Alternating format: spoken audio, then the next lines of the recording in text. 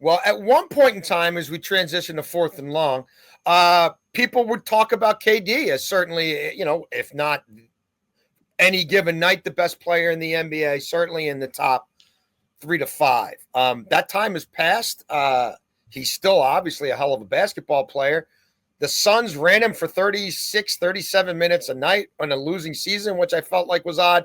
And obviously these pieces haven't fit for a while, and he thought he'd be going by the deadline, and you knew they're going to blow up the front office and the coaching staff.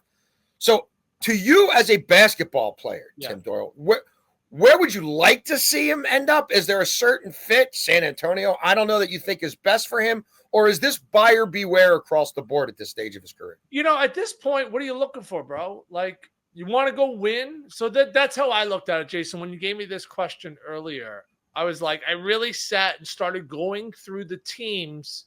And at this point in his career, the guy can still close out games. He still has a little bit of a liability on defense. So I was like, all right, like what teams fit? I came up with two amazing fits. The Rockets don't have a closer. They play hard. They play really good defense. If you need a bucket from the Rockets, out of the way you go. Yeah. Van Fleet. Yeah, Jalen Green's like this. Şengün is still like, he puts them in another category at this point in his career. Plus, they play really good team defense. No state income tax in Texas. That's the perfect fit if I was looking at it to win a championship. I think they're pretty close. The other team, there's a little bit more of a long shot, but they just got all these draft picks and they traded Bane, would be Memphis. Memphis is another team, does not have a closer. John Morant's an amazing talent. I called his games at Murray when he was a freshman. I said, everybody take him number 1 over Zion. But it's been a roller coaster with Ja. They have Jaren Jackson Jr., who's a really good defensive player. He can get you 20 points a game. They need someone who could just get you a bucket.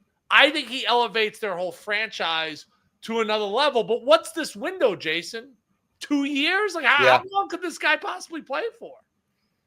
Yeah, right. Yeah, you're hoping to get 2 postseason runs, I guess. And then what else happens with the contract and making all that fit? And I know that's astrophysics in the NBA. I'm not nearly smart enough for that. Beltway Ben, do you have a KD question for Mr. Doyle?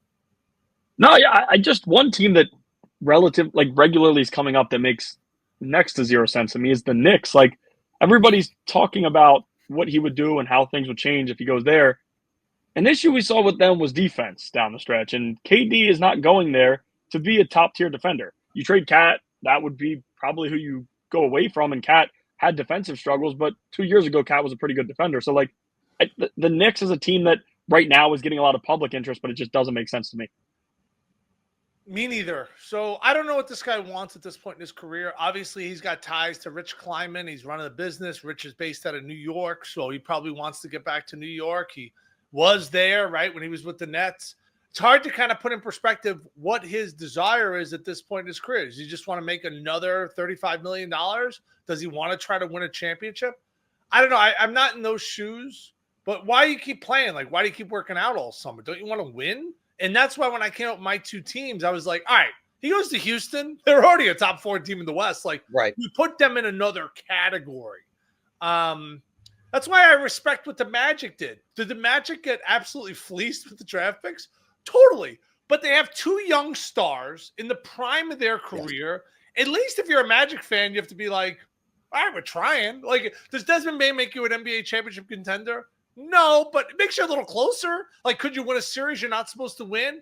Do you maybe get someone at the deadline, like, to up your team? Like, yeah, I think he changes the team dynamic. He hits 3-point shooting. So I understand why they did that, and I respect why the Magic did that. So I don't know what goes through Kevin Durant's head. The guy created a burner account on social media, come back and yell at people. So when you do stuff like that, it's kind of hard for me to sit in my mom's basement and predict what he's going to do for the rest of the future. So I came up with 2 teams that I think would. I love it. If I was advising him, this is where I'd say to go.